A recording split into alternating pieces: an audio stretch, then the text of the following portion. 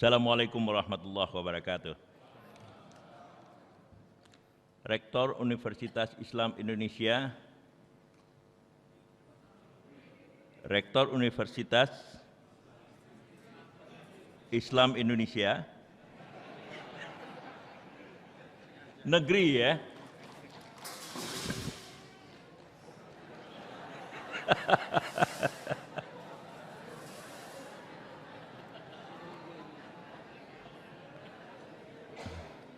Rektor Universitas Islam Negeri Syarif Hidayatullah Jakarta, para anggota Senat dan guru besar serta sivitas akademika yang saya hormati. Saya merasa sangat terhormat diminta berbicara di forum Dies Natalis Universitas yang menjadi alma mater saya bersama dengan kawan-kawan seangkatan pertengahan tahun 1970-an. Periode ini memang penting ditekankan. Dan tadi saya lihat rupanya saya yang paling senior di sini karena nggak ada Komar.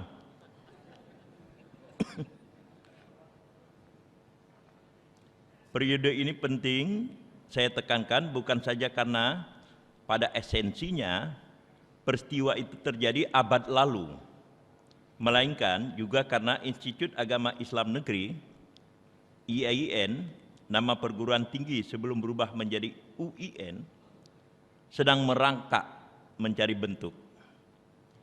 Karena permintaan menjadi pembicara di dalam acara ini secara resmi baru diterima pada 19 Juli 2023, saya tidak sempat membuka dokumen bila persisnya perguruan tinggi ini didirikan di Ciputat. Karena acara berlangsung pada 21 Juli. Akan tetapi dengan kata merangkak yang disebutkan di atas, saya ingin memberikan postulasi bahwa posisi sosiologis IAIN pada waktu itu adalah kelanjutan pesantren.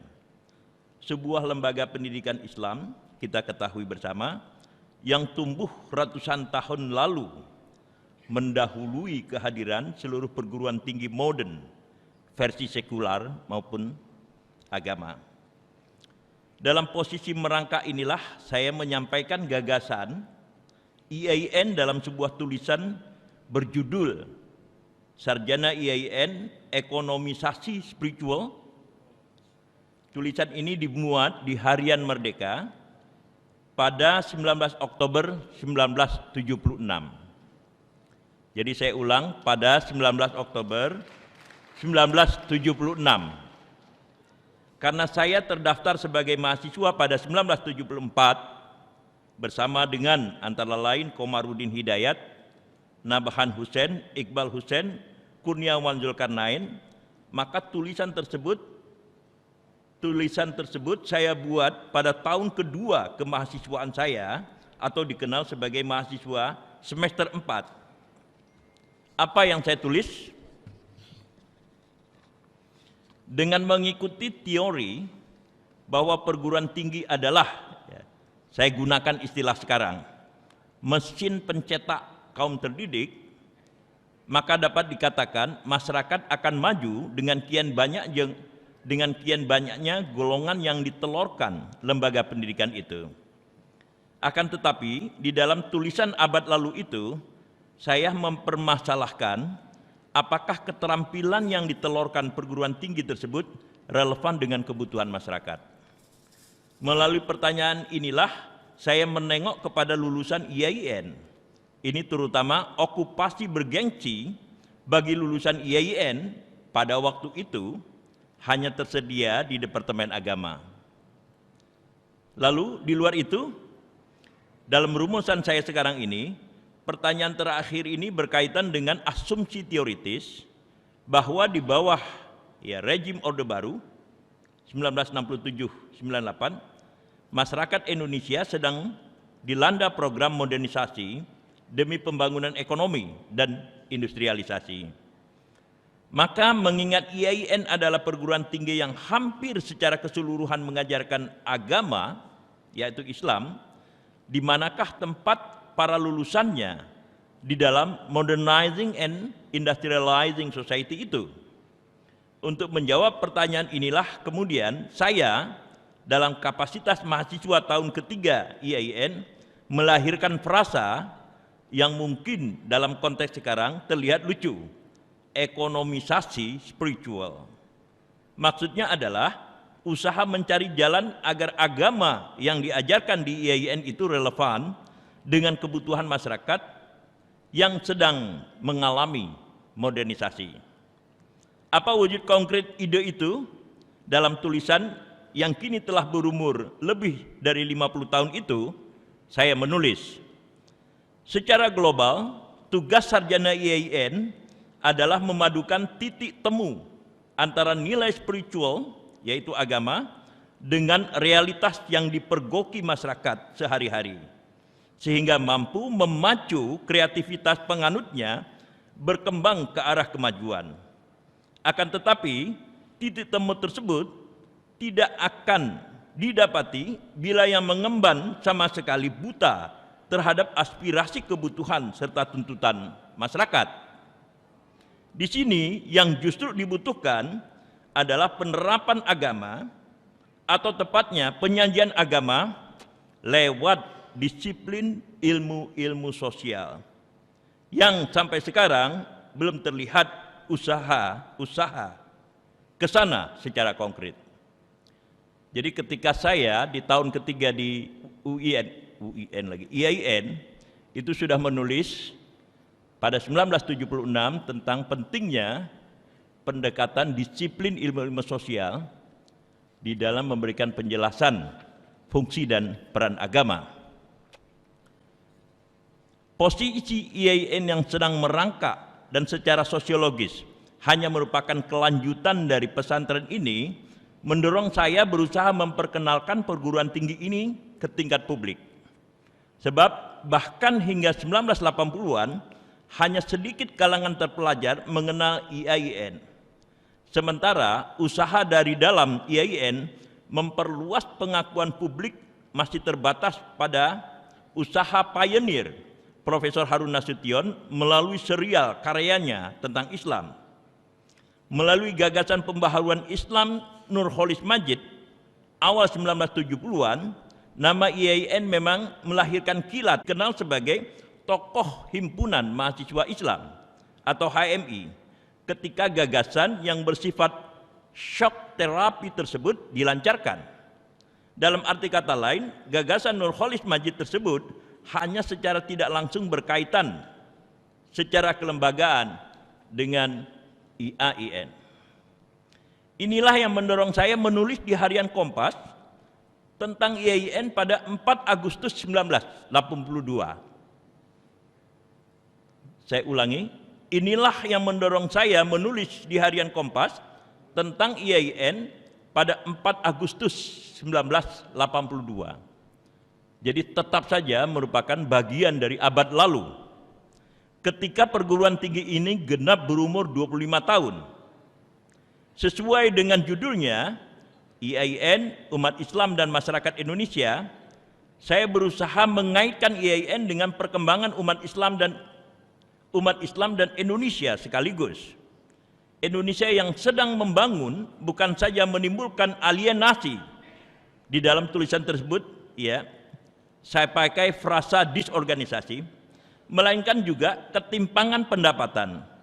Ini terutama karena dalam frasa dewasa ini, bagaimanapun juga pembangunan itu niscaya memberikan asupan teknologi. Alasan dasarnya adalah karena pembangunan secara struktural, kata ini saya gunakan dalam tulisan itu, mengharuskan azas efisiensi, kecepatan, produktivitas, dan efektivitas. Lalu saya tambahkan, ini berarti bahwa segala sesuatu yang tak mengandung hal-hal di atas itu harus ditanggalkan. Akibatnya, lanjut saya dalam tulisan itu, terjadilah perubahan konsep tentang uang, waktu, dan manusia. Semua dinilai dari segi efisiensi dan produktivitas. Terjadi konflik manusia dengan teknologi. seperti yang kerap diramaikan saat ini. Inilah implikasi yang lahir dari penganutan di atas. Berdasarkan postulasi itu, saya menghadirkan IAIN. Dalam konteks inilah kita mengharapkan hadirnya peran IAIN sebagai lembaga pendidikan tinggi Islam. Ia berperan dalam memberikan dasar-dasar logika keagamaan bagi teori-teori pembangunan yang justru mengandung upaya mengangkat nilai-nilai kemanusiaan dan bukan mempertentangkannya dengan nilai-nilai yang lahir dari pembangunan itu sendiri. Jadi inilah kira-kira gagasan saya tentang IAIN pada 1976, lalu kemudian saya lanjutkan pada 1984 ketika sebagian besar dari kalian itu belum masuk ke IAIN.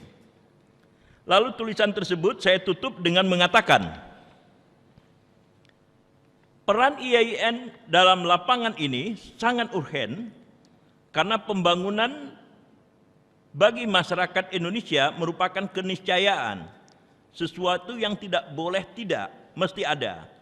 Inilah mungkin salah satu jalan yang bisa ditempuh oleh IAIN untuk mempertahankan dirinya secara berarti dalam perkembangan masyarakat Indonesia.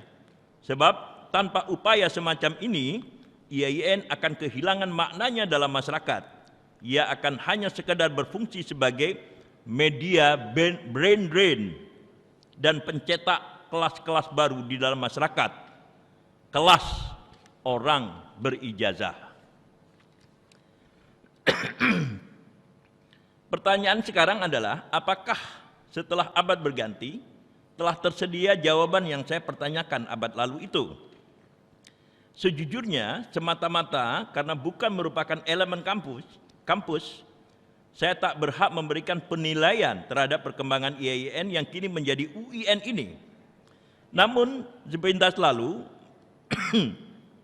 melalui keanggotaan sebagai alumni di bawah kepemimpinan Hadi Mulyo, terutama Ahmad Zaki Siraj, dilanjutkan oleh Aceh sekarang ini, saya melihat ada perkembangan pesat tak terbayangkan atas lembaga pendidikan tinggi ini. Terima kasih banyak. Karena bukan politisi, jadi tidak biasa berpidato, jadi batuk terus.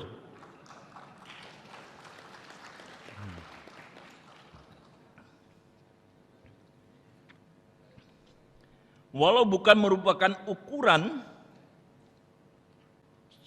sesungguhnya tentang keberhasilan sebuah perguruan tinggi, persebaran artikulasi alumni UIN yang bergerak melampaui Kementerian Agama, ini yang paling penting, yang bergerak melampaui Kementerian Agama.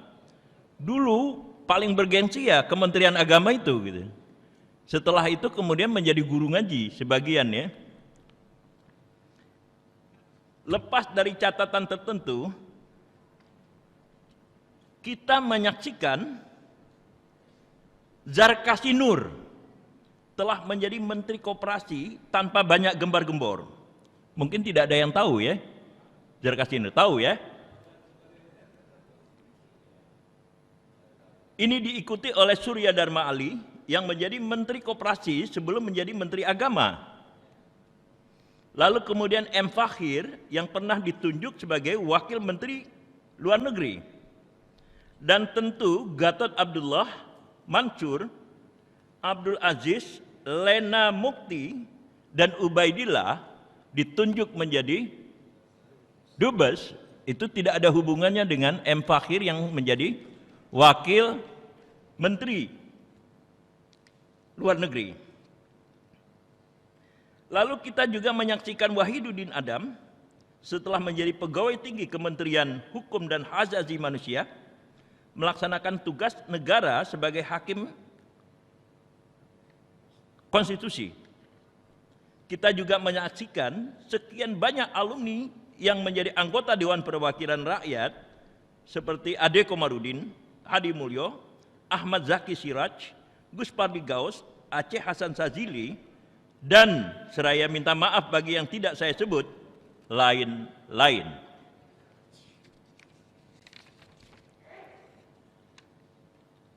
Pada saat yang sama, kita juga menyaksikan tumbuhnya ilmuwan sosial berpengaruh, reproduksi IAIN-UIN. Siapapun kaum terdidik Indonesia pasti mengenal Bakhtiar Effendi, Saiful Mujani, dan juniornya Burhanuddin Muhtadi di dalam peta ilmu-ilmu sosial di Indonesia. Dan jangan lupa, IAIN juga telah melahirkan Najib Burhani sebagai profesor peneliti di BRIN. Saya nggak tahu kepanjangannya BRIN, tapi nggak apa-apa, pokoknya BRIN. Sementara kita juga menyaksikan tokoh-tokoh bergerak di dunia civil society seperti Mansur Fakih, Saleh Abdullah, Taftazani, dan para junior mereka yang nama-namanya tak lagi saya hafal. Dan di antara semua itu, alumni IAIN, UIN mempunyai mutiara bereputasi internasional. Lis Markus. Lepas dari perdebatan tertentu, Lis Markus bukan saja pionir dalam gerakan perempuan dari IAIN, UIN, melainkan seorang scholar ilmu sosial mumpuni. Dan bukankah kawan seangkatan saya, Komarudin Hidayat, telah membuat breakthrough dalam ilmu kejiwaan dengan menulis buku Psikologi Kematian? Dan bukankah Din Samsudin telah menjadi Ketua Umum PP Muhammadiyah selama 2 kali? Seraya sekali lagi minta maaf karena tak mungkin disebut tokoh-tokoh alumni yang menonjol lainnya, izinkan saya mengemukakan frasa revolusi Azumardi di dalam konteks perkembangan IAIN UIN ini. Frasa ini memang kurang adil, memang terasa kurang adil karena jika mengingat Profesor Harun Nasution, tokoh terakhir ini adalah peletak dasar keilmuan akademik di dalam studi Islam. Sebab sepanjang yang saya ketahui, karya-karya Profesor Harun Nasution yang diperkenalkan kepada sivitas akademika IAIN merupakan breakthrough tak tersanggahkan. Profesor Harun Nasutionlah yang pertama kali menggelar pembahasan tentang ilmu keislaman yang telah bergerak beyond kitab kuning. Jika ingin sedikit dilebih-lebihkan, Profesor Harun Nasution telah menyajikan pembahasan ilmu keislaman dalam corak baru yang sebelumnya tak pernah terbaca kalangan akademis manapun di Indonesia. Saya lanjutkan atau ini? Terus ya, karena tinggal sedikit soalnya. Akan tetapi harus kita akui, Azumardi Azra menempati posisi distintif di dalam sejarah IAIN UIN ini. Ini harus diawali oleh usahanya di masa kerektoran Quraisy Shihab membangun jurnal Studia Islamika. Jurnal ini telah ada sejak, seingat saya, masa kerektoran Profesor Harun Nasution. Namun demikian, seperti kita ketahui, reputasi jurnal tersebut tidak atau belum terbangun. Baru ketika di bawah asuhan Azumardi Azra, Studia Islamika berkembang menjadi jurnal studi Islam Indonesia dengan reputasi internasional.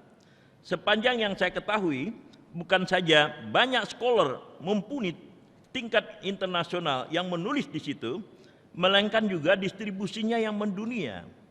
Setidak-tidaknya jurnal Studia Islamika ini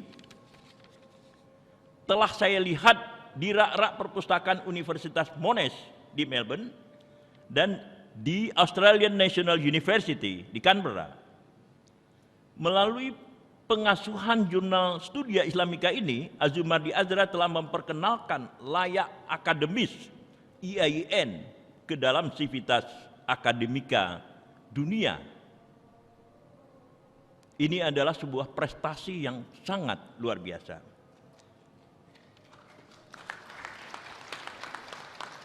Dan transformasi IAIN menjadi universitas terjadi di masa kerektoran Azumardi Azra. Kita ketahui transformasi ini bersifat menyeluruh. Dengan mengambil model UIN Syarif Hidayatullah Jakarta, hampir seluruh IAIN besar di Indonesia mengikuti jejak langkah ini. Dan karena statusnya itu, maka mau tidak mau cabang-cabang studi berkembang lebih banyak daripada IAIN. Kini kita telah menyaksikan munculnya berbagai fakultas umum, termasuk kedokteran di UIN. Karena itu, kita bayangkan dekade-dekade mendatang, kita akan menyaksikan keragaman reproduksi UIN yang akan terintegrasi ke dalam masyarakat, yang pasti sangat berbeda dengan apa yang direproduksikan oleh IAIN. Akan tetapi, revolusi Azumardi tidak berhenti di sini, sebab di dalam dunia akademik, Azumardi Azra telah menjadi model sempurna. Seorang scholar hampir tidak bisa ditandingi oleh alumni universitas manapun di Indonesia. Kesarjanaan Azumardi Azra telah mendapatkan pengakuan dunia internasional lebih dari yang dibayangkan.